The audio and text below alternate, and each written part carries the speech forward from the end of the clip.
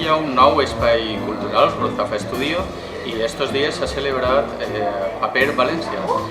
on han estat galeries i editorials i anem a veure-ho ara enseguida. Unidos bajo el título de Miel Caída. Eso hizo que el Consejo Editorial de Banda Legendaria se planteara ampliar su proyecto poético más allá de la publicación de la revista 21 Versos.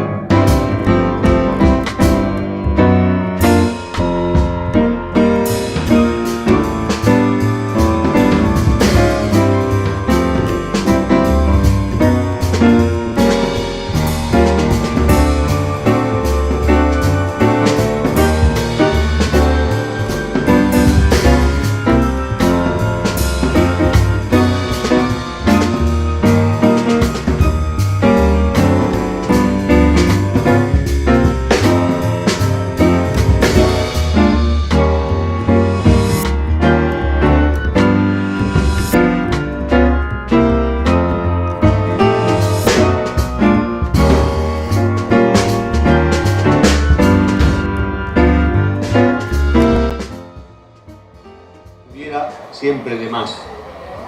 Mientras a un lado y a otro de la acera pasan nuevas sombras, chilla el azul del cielo cuarteado en las terrazas, o un golpe de geranios sobre él quisiera desangrar el aire entero. El hombre no se mueve, aunque está alerta. Quizá la inmovilidad es el modo de no quedarse contenido en nada. Lo sé, porque no deja de mirarme, como yo atiendo a cada gesto suyo, para intentar poner límite estable tanto a él como a mi estar dudoso.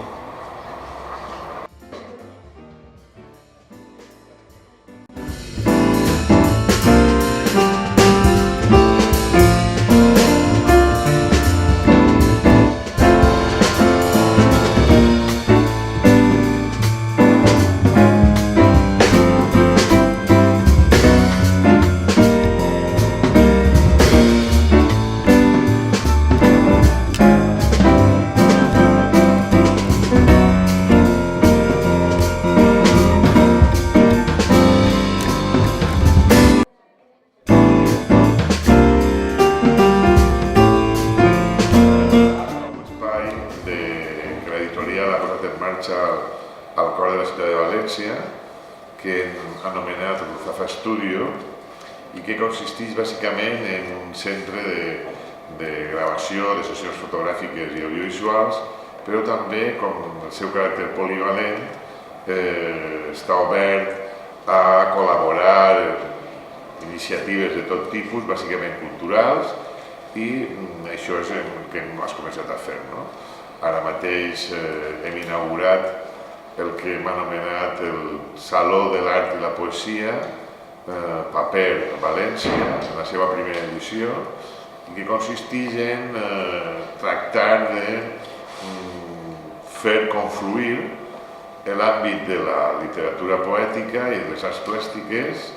mitjançant l'element comú que els atesora, que és el paper. El paper com a element orgànic, com a element de resistència cultural front a una realitat que ara se'ns presenta com quasi un holograma, i una realitat somiada. Doncs el paper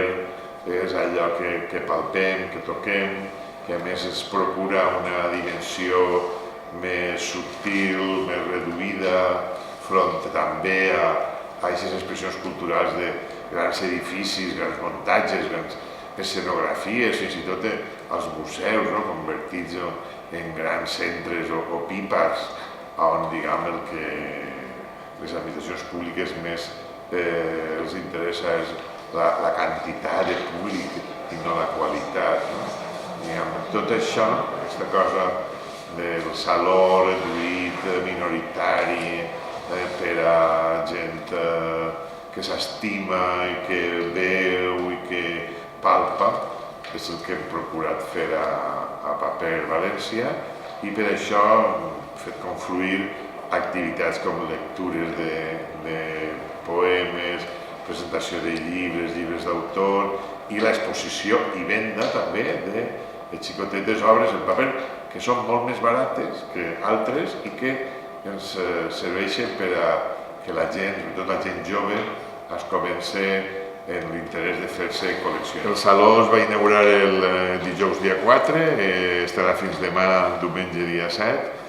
2 dies i 2 migdies junts, i hem fet un munt d'actes, d'activitats. En la inauguració vam estar més de 500 persones, gent de molta qualitat, col·leccionistes, editors, escriptors, artistes, galeristes, tots confluint. Ahir i avui, malgrat la pluja que ens ha desfet un poc el jardí annexe que tenim així, s'han continuat fent coses, i debats, taules redones i demés, i bé, no para de vindre gent, i estem francament contents d'aquesta primera edició, i ja puguem anunciar que tindrem un segon paper l'any. Bé, soc Víctor Segrelles, he tingut el plaer de dirigir aquesta primera edició del Saló d'Art i Poesia Paper València, i fins ara el resultat ha estat absolutament satisfactori. Estem molt agraïts a la col·laboració mecenàtica de la Fundació El Secreto de la Filantropia, que ha fet possible l'evento, un evento, com sabeu, que uneix art i poesia a través de la selecció que hem fet dels agents que consideràvem més importants en la gestió d'ambdós territoris, i per tant hem convidat a una sèrie de galeries i a 6 editorials també, que a la seva vegada són ells els que d'alguna manera aporten també als artistes, als poetes, i les interrelacions que es pot donar entre tots ells. Totes les galeries que han participat són galeries prestigioses amb un recorregut i una veterania, n'hi ha valencianes, n'hi ha també de fora, i amb elles i amb les editorials hem pogut oferir un certamen francament d'un nivell, i ha tingut en conseqüència una resposta de públic i de difusió en els mitjans que ha fet francament que l'experiència hagi estat única.